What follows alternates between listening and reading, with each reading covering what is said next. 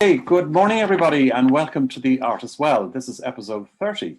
It's snowing outside. I hope it isn't too bad where you are, but it's certainly pretty vicious here for a change. Anyway, we were all waiting for the snow to happen. It never seemed to happen, so delighted to say it has, especially for the younger ones. So, anyway, I'm delighted this morning to welcome Robert Kelly, who's our guest artist today. Now, Robert is a graduate of Duneary School of Art and Design, and also the National College of Art and Design in Dublin. He also has a postgraduate study in Trinity College. He's a visual artist with a background in art education, which he was involved with up to fairly recently, from about 1978 to 2010. And he currently works in the medium of painting, printmaking, photography, and installation. Robert has exhibited in 3 solo exhibitions and up to 70 group exhibitions in the past 10 years, since taking early retirement from teaching art. So good morning to you, Robert. How are you? Good morning, Alan. How are you? Very good. How are things up in Monaghan? It's snowing at the moment. Is it? Yeah, I'm just looking at it, snow as we speak. Good morning, everybody. It's good to see you all there, and looking forward to the chat. Great. We have a great number here. So, Robert, just because I know we have a lot to get through, if you could just maybe give us a potted history about your career from the time you started in art, when you left school. Up to the present day, and then we get cracking into the presentation. Okay. Well, basically, I started art school at the age of 24. The year previous to that, I was invited to teach part-time in a school, and to teach art, that is. And I also had my own studio for a few years leading up to going to art school. So when I finished my year in teaching, the principal of the school asked me to go and get a qualification, and he would offer me a job. I got into art school, and I thought to myself, well, that's the end of teaching, because I really was just happy to be in art school. It was like living a dream. And but in my 3rd year in art college, I was offered a teaching job to teach adults, 9 classes. And subsequently, when after my 4 years of teaching, when I graduated, I was offered a teaching position on the day program, teaching foundation course. So teaching just kept coming my way. Never really planned it like that, but it became the inevitable. And so after doing 2 or 3 years teaching in the day program with Duneary Art School, I went to NCAD and did the Principles of Teaching Art, which gave me the proper qualification to teach. So I took up a position in '82 and worked until 2010, when I took early retirement. I wasn't retiring, and I've never adopted the mode of life of retirement. No. Artists never do. Artists never do. For me, I was moving sideways, and it was really part of fulfilling a dream and fulfilling unfinished business. Okay, look, let's get straight into the presentation. Okay. One thing I absolutely love, because we've gone through this a bit ourselves, is your whole process and explaining the different ways that prints are made, printmaking. And I found that really fascinating, because it's something that I'm completely ignorant about. I know there are some people watching who are well aware of how printing works and the different sort of mechanisms of that, but I'm not. And so I'm particularly interested to see your process and all the different ways of producing prints that you do. So essentially, this is a piece of work I made when I was in art school. It was made in my 3rd year. Coincidentally, it was the same year that I was offered a teaching job in the college. It's a seminal work for me. There was a lot in that series, but it was a move away from representation and into abstraction. And perhaps abstraction is not the right word to use here. This is more a form of construct, by way of making a painting. I was very interested at the time in exploring the nature of all the layers that go into making a painting, the picture being one of them. But I decided to remove the picture and look at the bare essentials of what was there: the canvas, the mount, the board, the frame, the drawing, the paint, substance on top of that, and so forth. And those are the things that have sort of sustained me through my career in painting.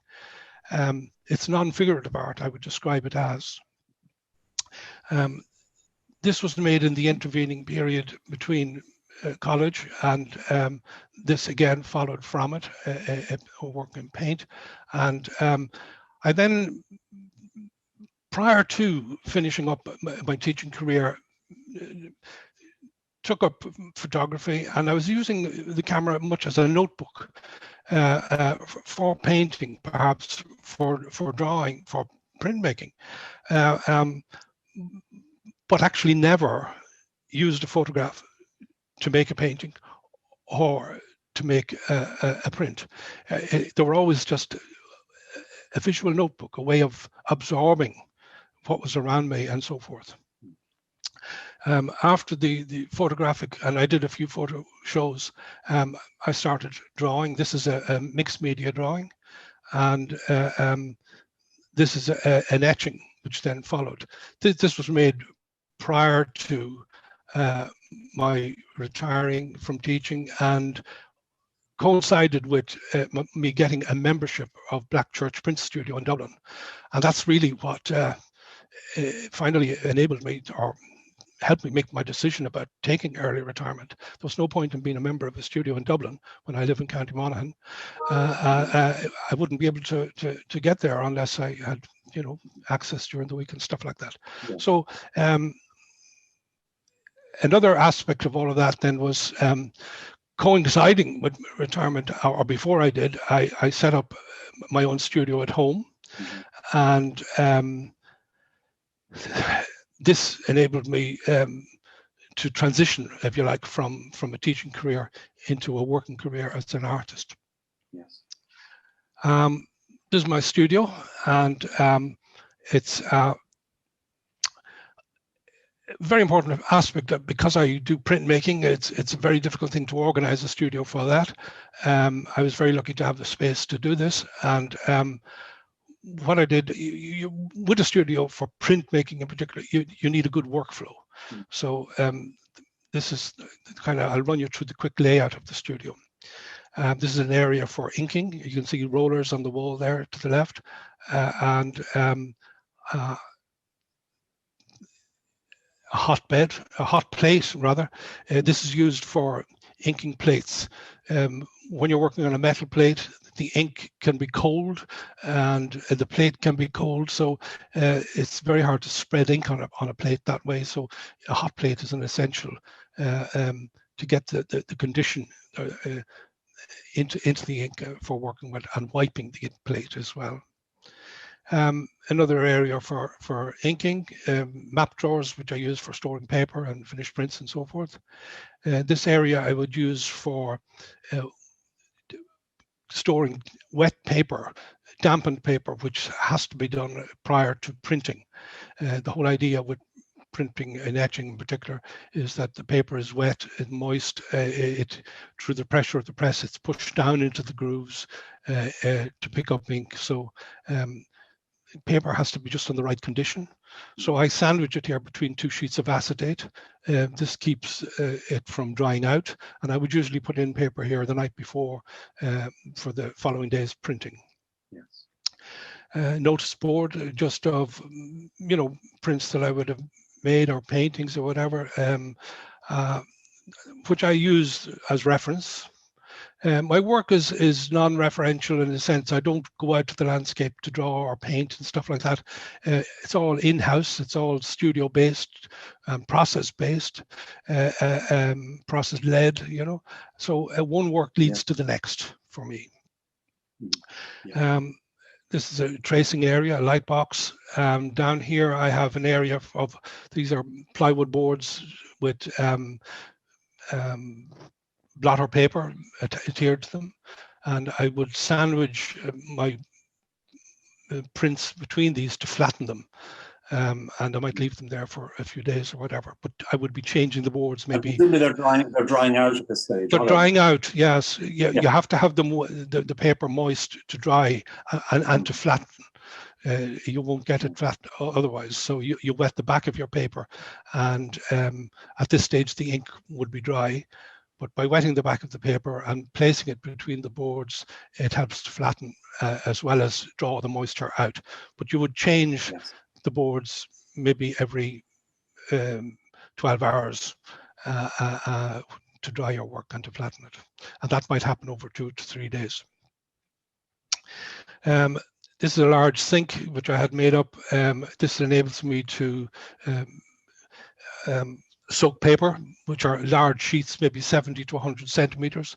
And if I'm working with smaller sheets, I just put in a smaller tray in there just to conserve the water. A hand washing area, very essential, because I wash my hands maybe every half hour or whatever when working. And just beyond that, then there's a large sink which I use for preparation of plates and washing down of plates. It's a very important part in printmaking to degrease plates so that they're able to take the stop out grounds and stuff like that to allow that to adhere on the one hand, but also for the acids to bite into your plate. Yes, yes. This is a dip tank, which ferric chloride, which I would use for etching on copper. And in this area here, Robert, there, just point that out. Sorry, just give me that again. Yeah, if you just go back to the previous slide, just point out where that dip. Yeah, it's in the tank is actually underneath the bench here. Okay. It's a dip tank. I can remove the wooden piece here, and it's a vertical tank. It's a vertical tank as opposed to one that sits flat on the top.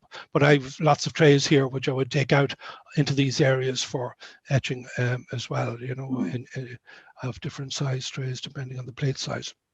Lovely. Yeah. Okay, an extractor there, which is an important part for just keeping the air right in the room. Another area for preparation of plates. And this area here in the box, the white box here in the corner, is an exposure unit. If I'm doing photosensitive plates, very important that. This area of the studio I can transform into a dark room in an instant, flick of a switch. You may have seen the door behind me here that it had a red film on it. That was to create a sort of a dark room effect, not allow daylight to penetrate.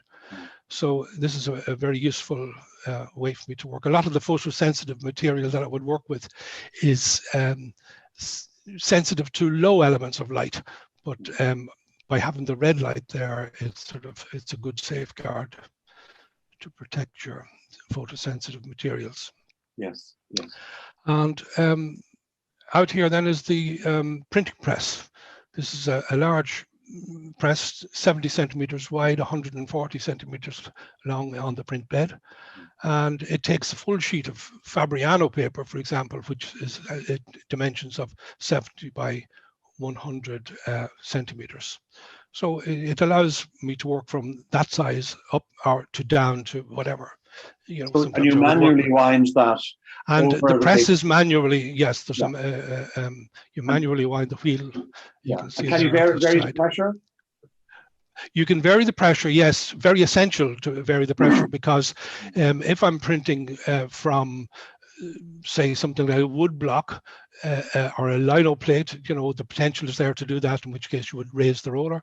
If you're printing something like an intaglio print, which I'll talk about in a little while, you would lower the pressure because the ink is below the surface of the plate, and something like a carborundum plate where the material carborundum is actually on top of the plate, creating a raised surface, you would have a different pressure for that. So it all depends on the print process you're working with. That would determine the pressure you work with. So each time you make a print, you've got to check that. Yes. And run a trial or whatever.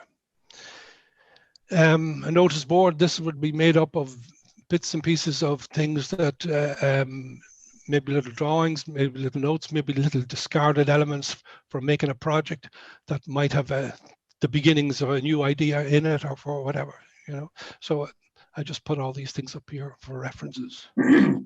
I have a nice stove there on the left-hand side. A little stove here in the corner. Yeah, very essential for this time of year. It's an oil stove, so there's no cleaning up to be done. I can just put it on or off as I please, which is very handy. Couple of etching, or these are carborundum prints on the wall here. I exhibited these in Berlin 2 years ago, and down below on the bench there you can see this is a nipping press which I use for flattening smaller works, again sandwiched between boards with a blotter paper on them. I have a trolley here that I would take out into the studio depending on where I'm working, where I can, you know, without covering my table with all of this stuff, I can wheel it around and work off the trolley for fluids Robert, and stuff like that. Robert, can I ask you? Catherine has just asked an interesting thing. Yes. Okay. Says what a fantastic studio, but she does say, when you say the dip tank is for etching, do you use acid? What do you actually use? Ferric chloride. It's not strictly speaking an acid. Ferric chloride is really a salt, but it's, you know, it's in the older times nitric acid was used, which was quite a serious product to have in your studio.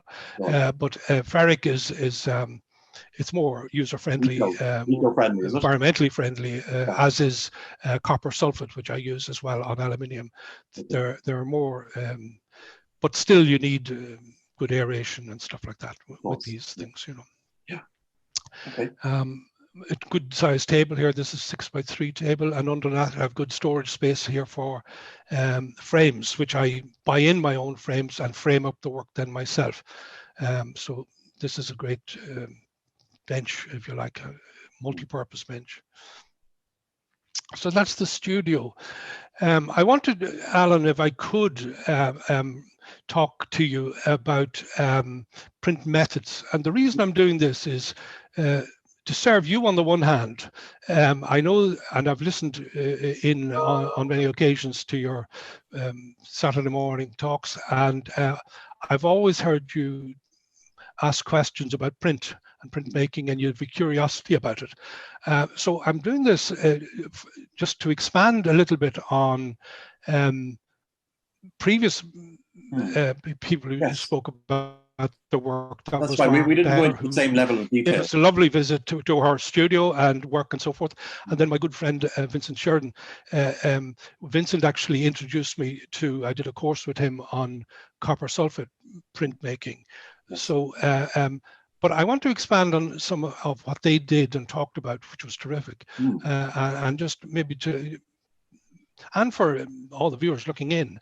But I often think there's confusion about printmaking, a lot of misunderstanding about what it is, and so forth. It's a very different thing to prints. People can very often be reproductions, but in printmaking, there's a lot of work goes involved in the making of plates, the inking of plates, and every color that has to be laid down will need a separate plate and so forth. So I want to just maybe talk a little bit through the different techniques, if that's okay with you. Please do. Yeah. So just in the previous slide there's essentially 4 methods. There's stencil printmaking, there's relief printmaking, intaglio, and planographic, which is lithography. In screen printing, it's basically a stencil that's used for getting ink through the mesh onto your printing paper surface. In relief printing, it's essentially, this is one of the oldest forms of printmaking, and it's woodcut or wood engraving or lino prints can be used to make a relief print. Intaglio, on the other hand, is which is a term referring to incising into a plate. It comes from the Latin word or the Italian word intagliare. Now, in intaglio printing, there are varying methods. There's etching, engraving, mezzotint, aquatint, dry point, and photogravure. And but what's common to all of these is that it's all based on incising into the plate in one way or another, and putting ink into those grooves, incisions, and then drawing the ink up with pressure from a printing press by having overlaid paper on the inked surface. Planographic is very different. While woodcut, the ink is on the surface. Intaglio, the ink is below the surface. In planographic, it's just one flat surface. And the only thing that enables one to get the ink on the plate is the sensitivity of the image that's on the plate, which is usually will accept oil inks.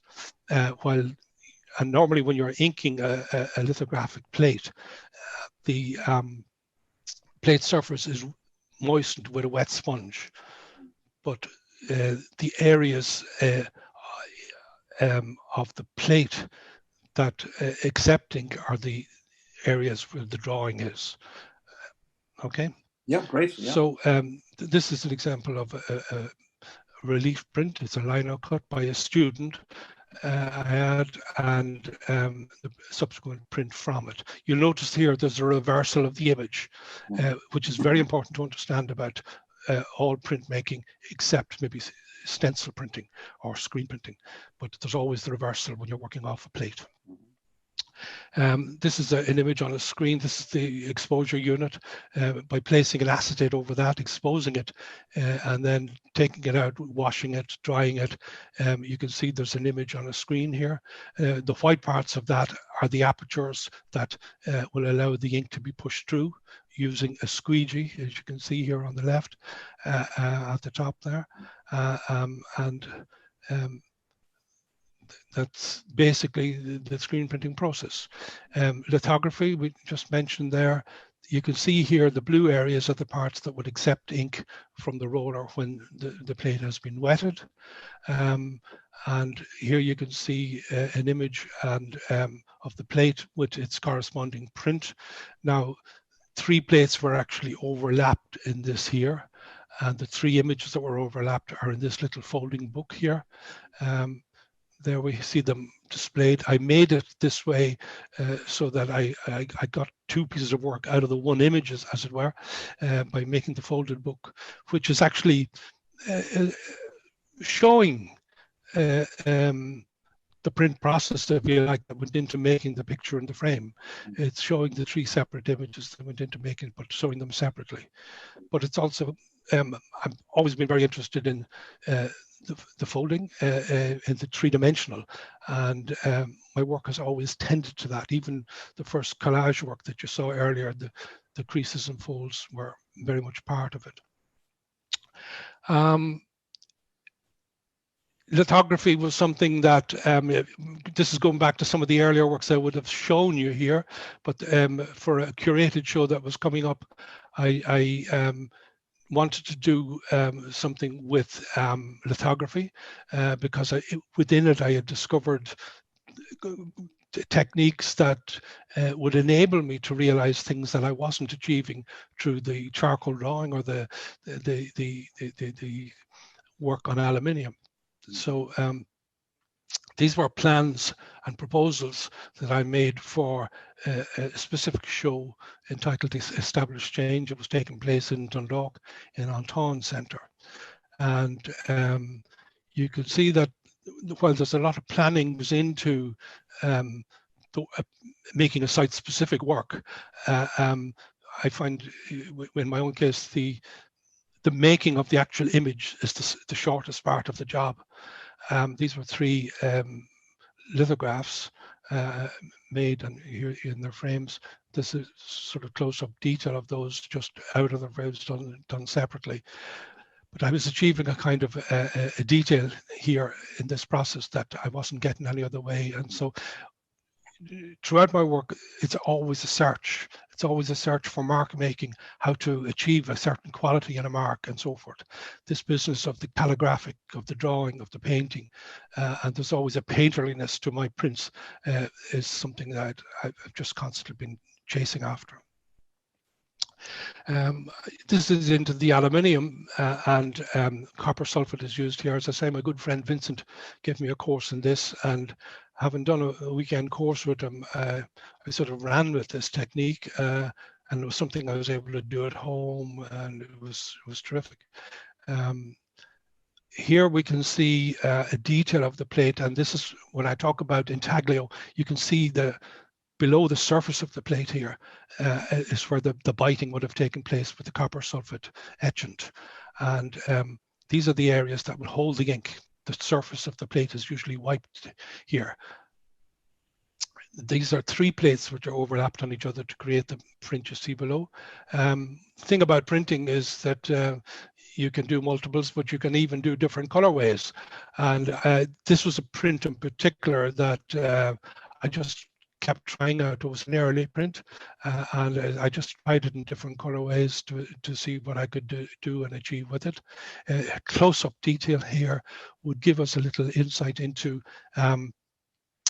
this work from a point of view of the plate mark, if you like, here on the left, the overlay of a translucent color over this orange color and over the black. So there's lots of little qualities getting in here. This plate also had, or this print also had a reverse plate, a positive and negative. And by printing these slightly off register, I was able to allow some of these white areas to come through, which gives the impression of a sort of a high relief work, but in fact it's quite flat. Copper sulfate and aluminium, a good range of tones can be achieved with this by playing with the quality of etchant one is using and the dilution of that.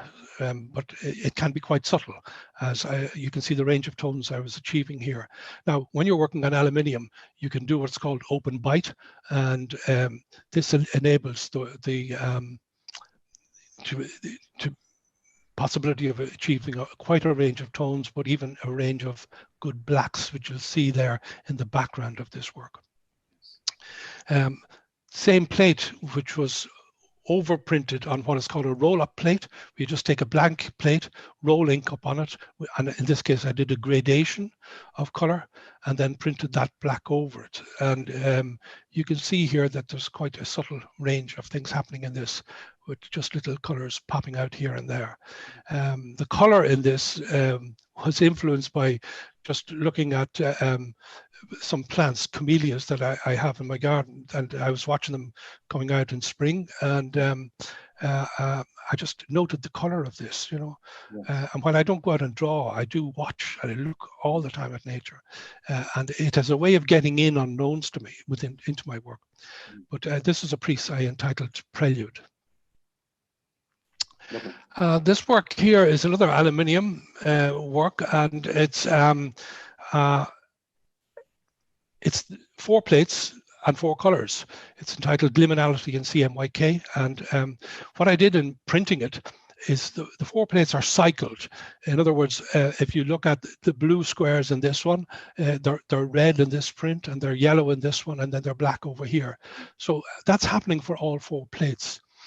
And it's amazing what's happening when you look at the 4 images, because they're all very different in feel. And this was inspired by the notion of, I was traveling by train in Berlin at one stage on a visit, and I was thinking of myself, I'm moving along here in a train. I was looking out, I could see the road near me, and there was lorries and cars on it, and I could see an aircraft in the sky overhead as well.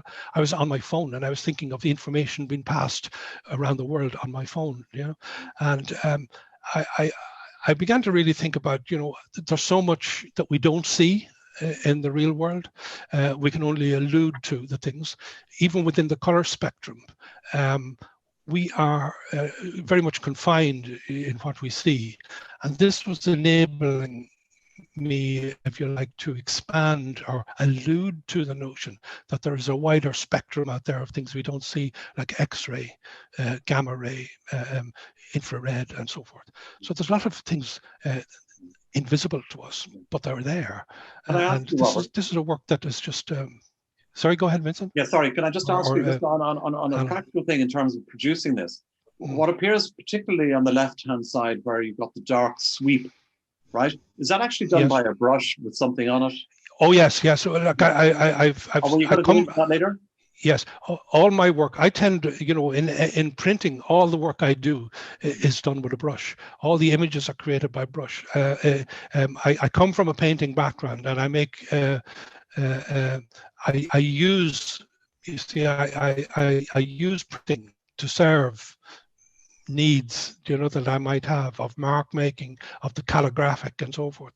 So all of that's coming through, and the print is a way for me to explore mark making, you know, and this is what drew my attention to it. And then I love the notion of the plate, that it can be printed in lots of different ways, and I love that exploration. I'm a painter who uses print to explore possibilities. So you're actually brushing some sort of a substance on the. Yes, in this case, I'm using sugar lift, which is a little bit. It's a yogurt-like consistency, or a syrup-like consistency. If you can imagine something like golden syrup, a lot of people might remember that. But you would melt your sugar down to create a syrup, and I usually then brush that onto the plate, let it dry, and then I would apply a bitumen ground over that, around it to protect the plate from acid. And when all of that, yes, what happens is when everything is dry, I would immerse the plate into a hot tray of water, and all the sugar solution would melt off, and it leaves then the tracing, if you like, of the brush mark. So that's how all of that is achieved. That allows that particular part to be etched. And that allows that part to be etched by the etchant, and hence the building up of the image. All right. Super. Okay. Okay. Thank you.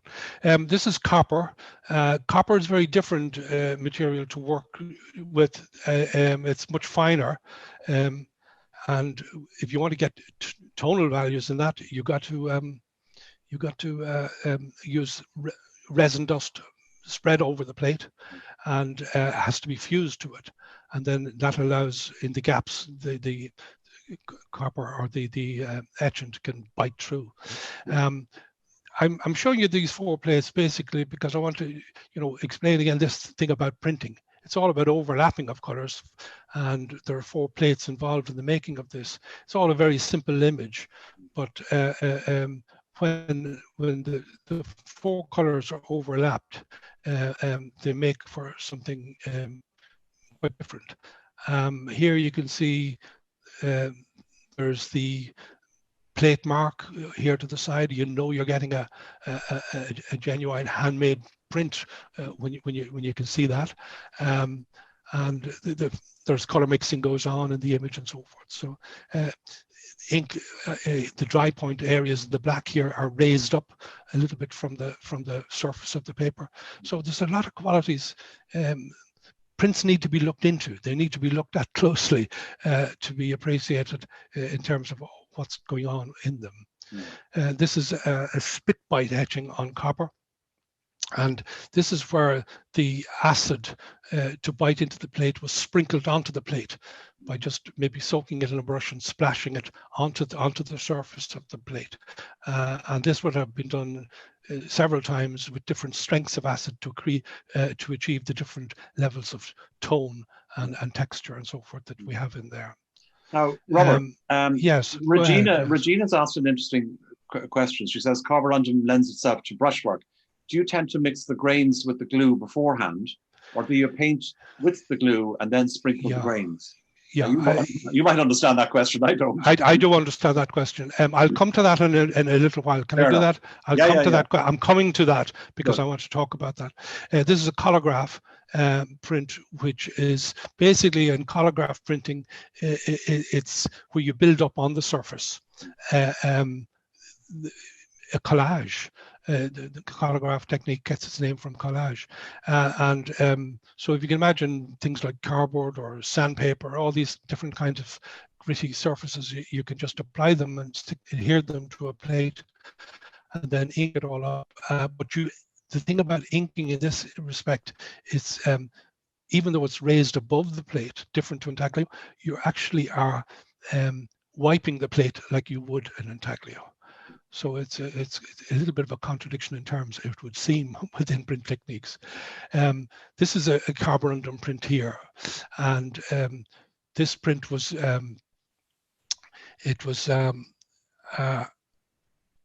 this is now the question that was asked, and to go back to Regina, I work different ways with carborundum. Sometimes I pre-mix the grit, sometimes I sprinkle the grit afterwards.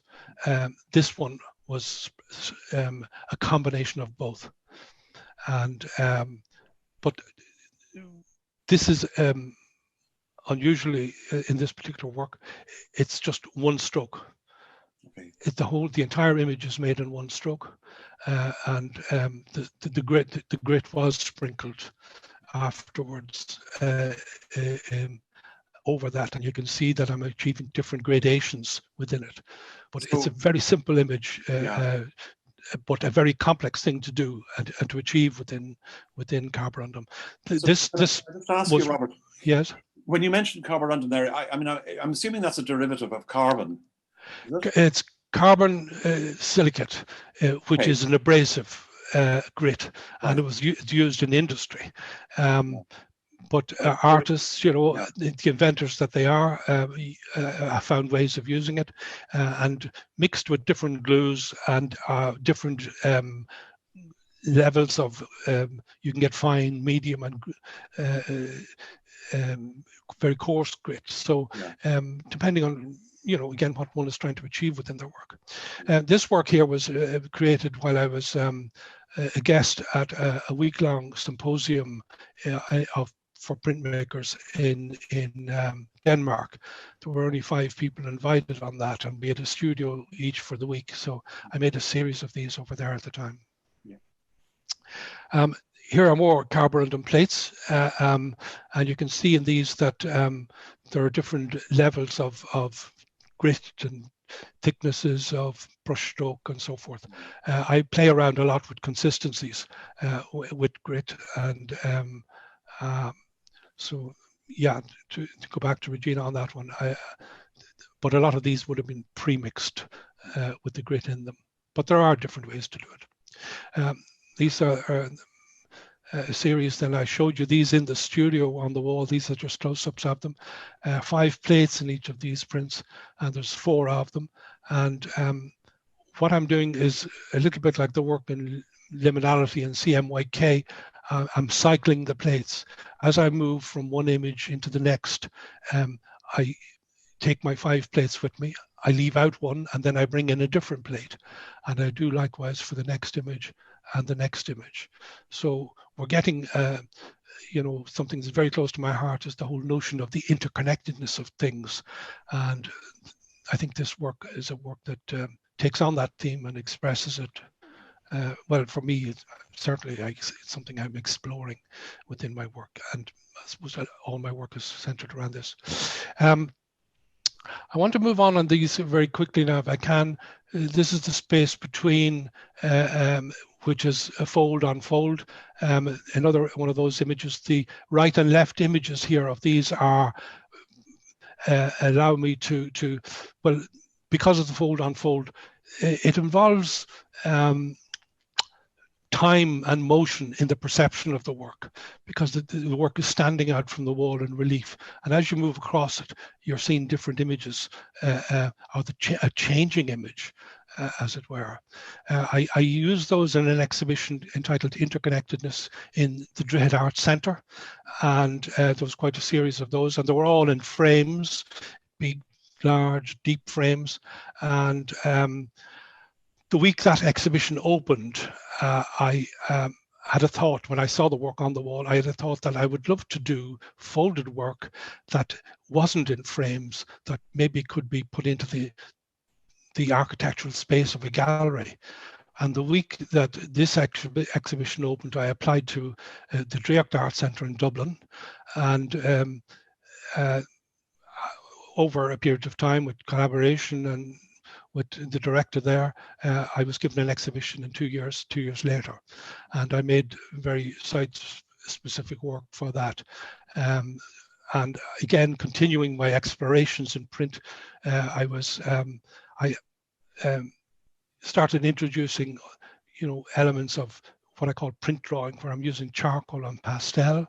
And this was an image of some of the work that was in that exhibition, where the work was taking on the architectural space of the gallery.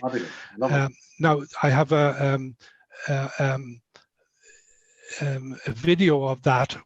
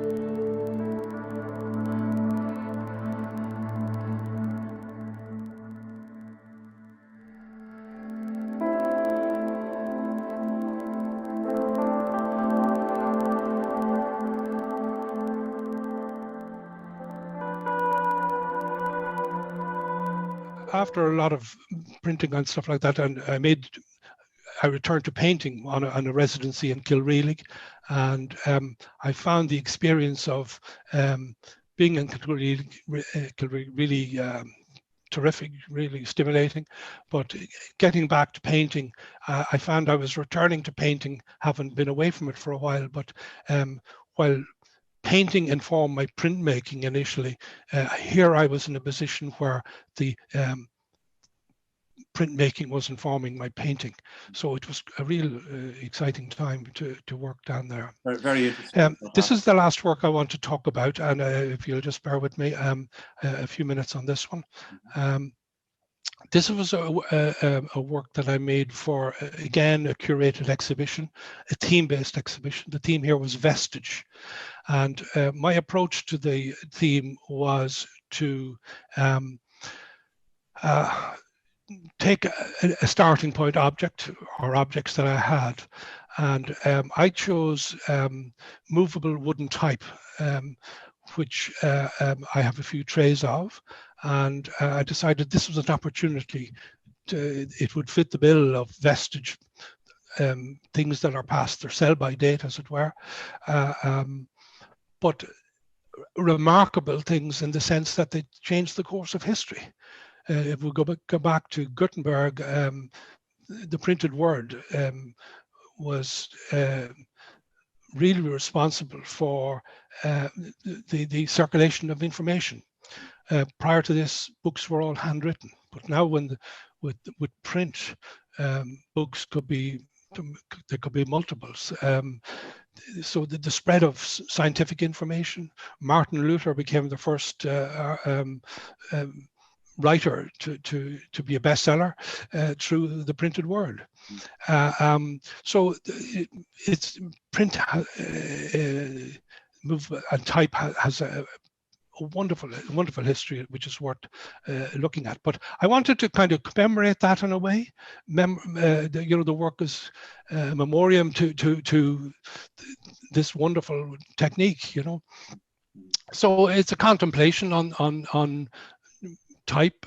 I started this work by just exploring some prints, which is essentially a letterpress form of printmaking, and but to add interest to it, I decided to bring rust printing into it.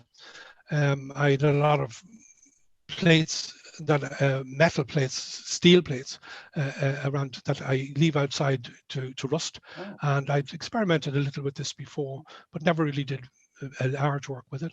So I felt this was appropriate from a number of points of view. Rust and movable type, they're both remnants of a former age, and were suggestive of that. And so I started experimenting and overlapping these, and created single individual 21 centimeter square images.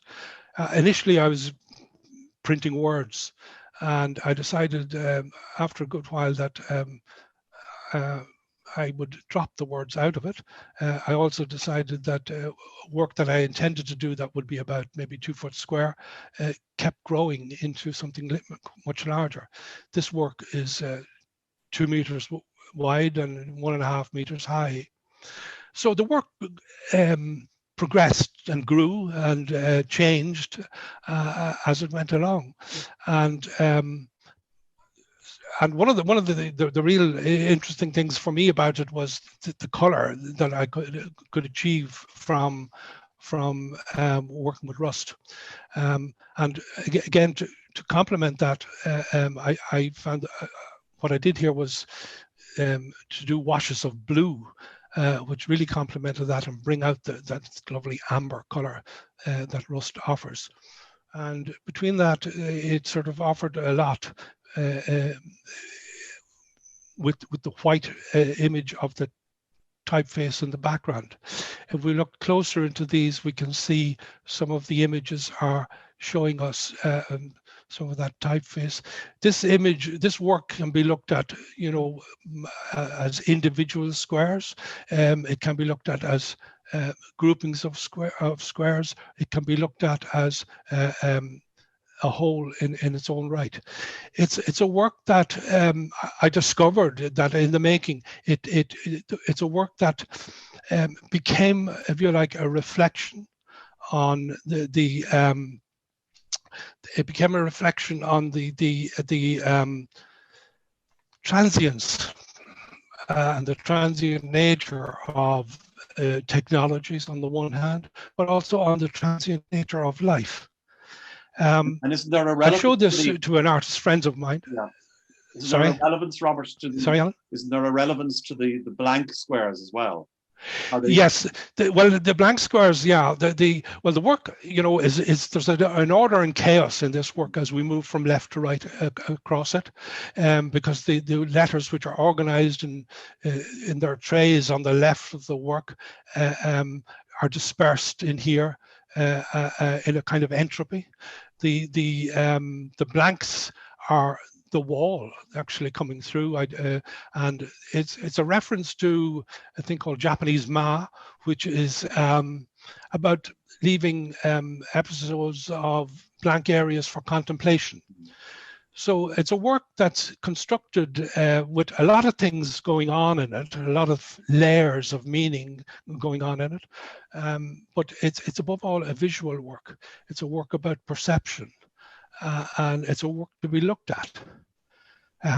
I showed this to an artist friend of mine, and he said, "This is great." He said, "This is just food for the eyes," and it's summed up in a way what I've always felt about my work. I've always felt that, and I've been interested in the notion of the poetic in art, and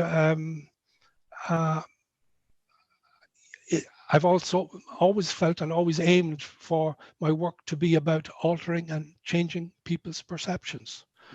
Yes, yeah. It's so wonderful, I'm going to finish Robert. there. Wonderful, and a lovely way to finish that presentation, and thank you so much for doing that.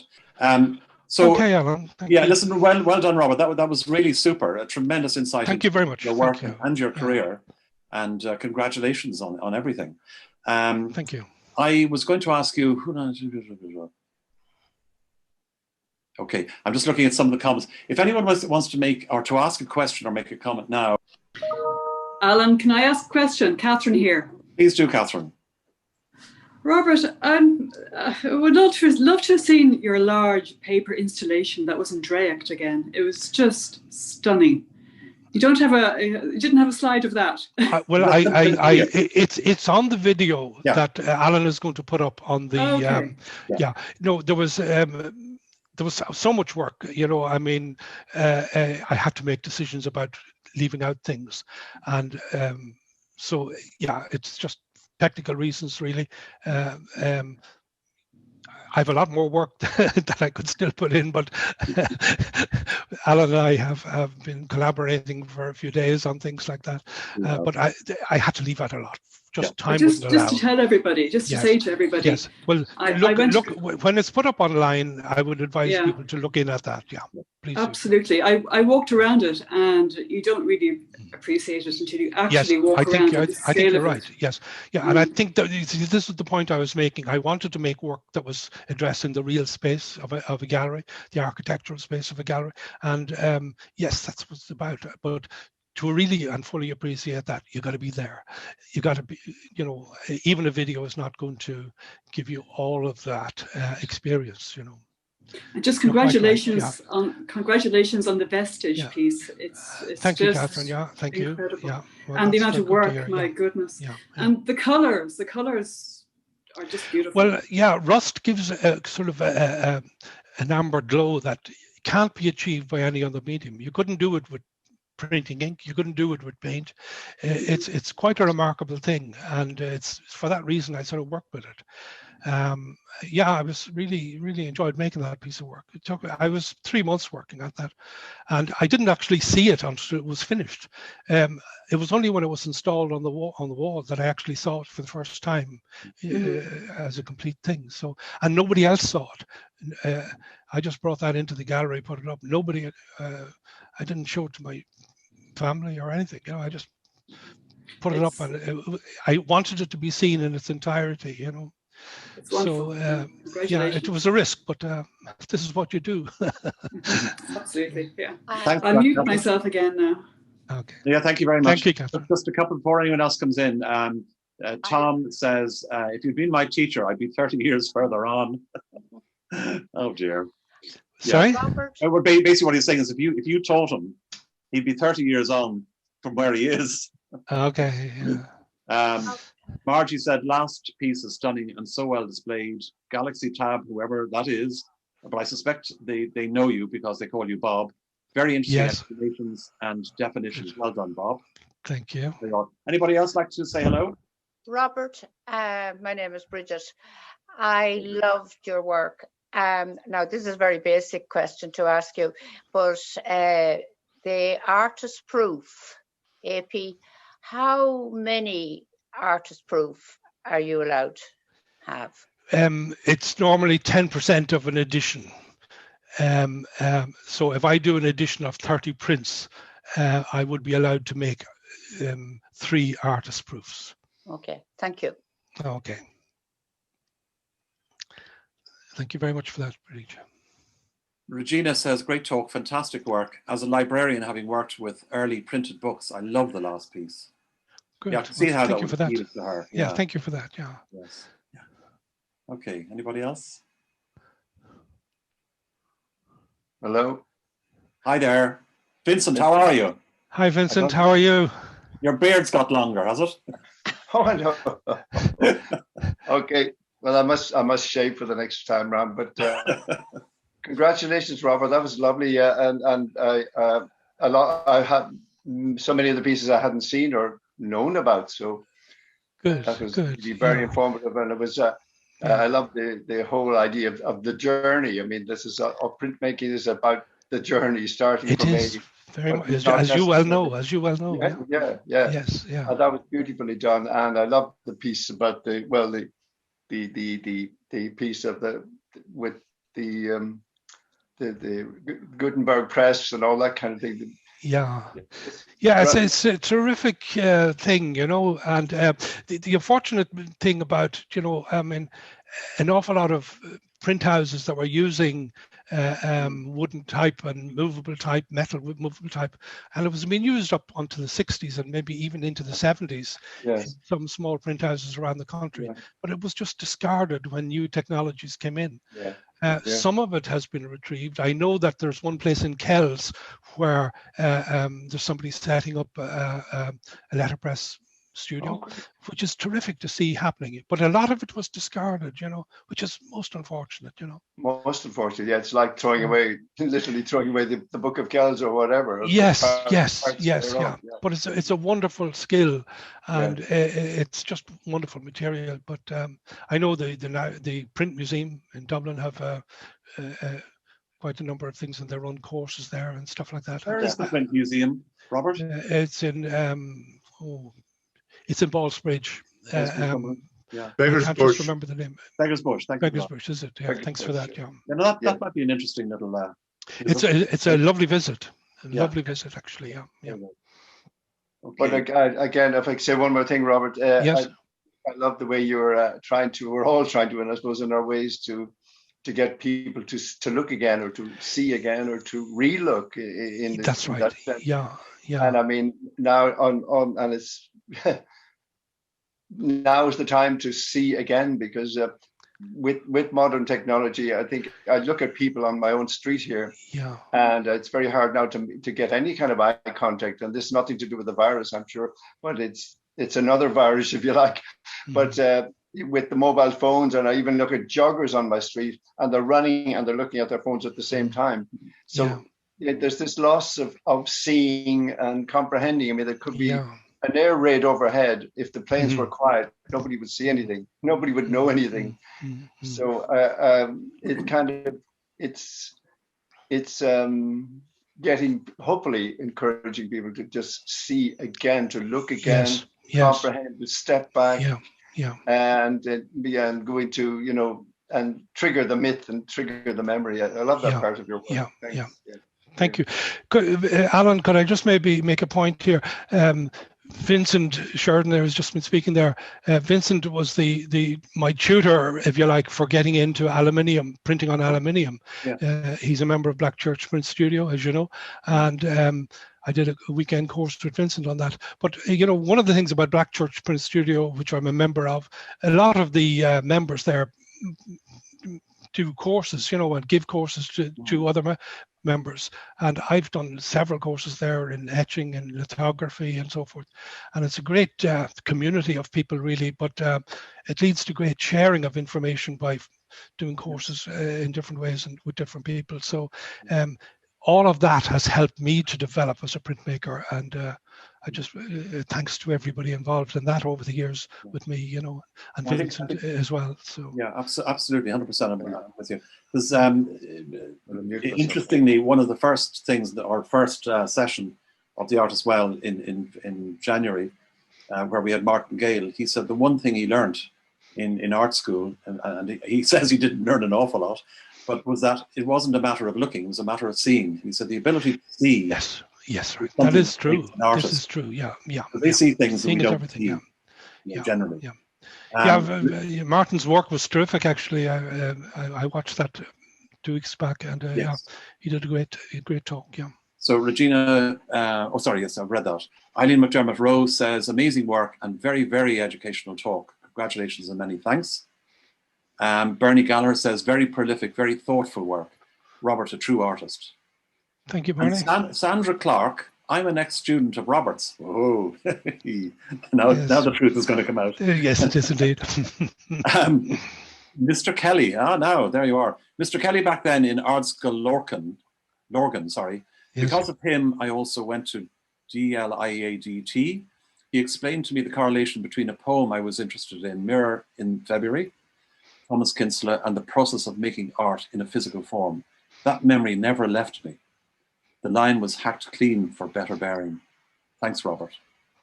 Not sure I understand the last bit. Thank you, Sandra.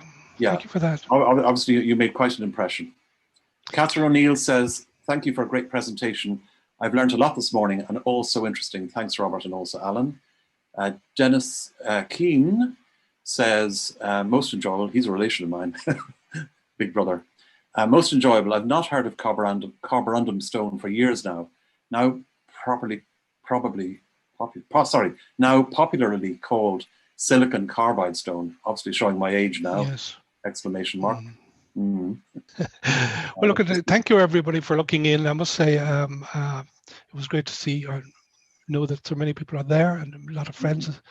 And I know the group that look in every week, a lot of you are there too. So it's been really enjoyable to talk to everybody. So thank you for, as I say, for looking in. On everyone's behalf, thank you very much.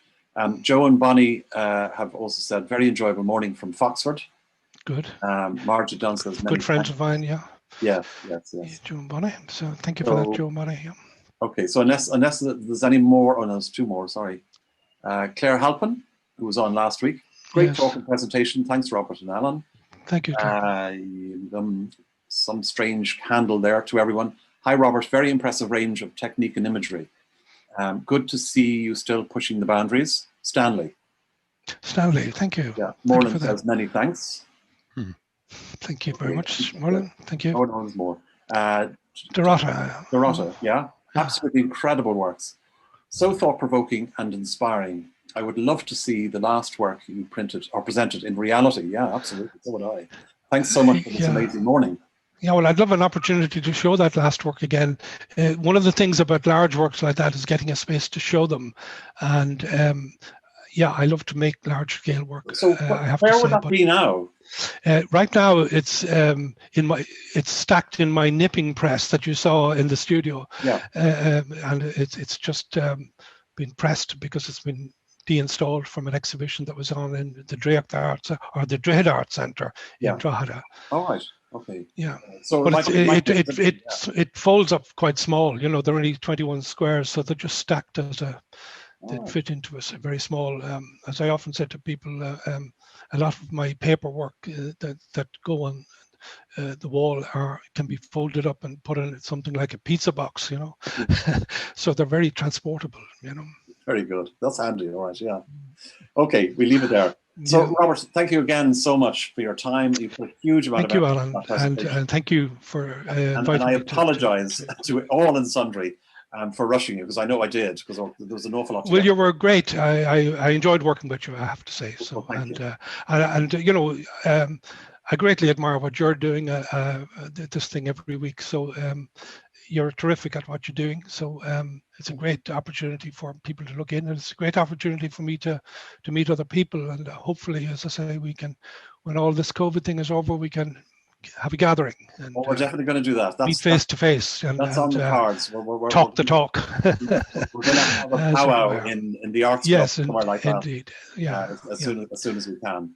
So good morning, everybody. Thank you very much for looking in. Thank you, Alan. Goodbye. Thank you. Thank you. Cheers, everybody. Thank you very much. Bye-bye. Bye-bye. Before we finish, if you're watching this on our YouTube channel, please do subscribe, because the more subscribers we get, the better it is for our visiting artists, our guest artists. So do press the old subscribe button. And I look forward to seeing you next week, where we'll have yet another artist. So all will be revealed next Wednesday, and I look forward to seeing you the following Saturday. Take care, everyone. Bye-bye. Thanks, Alan. Bye-bye. Bye, Alan.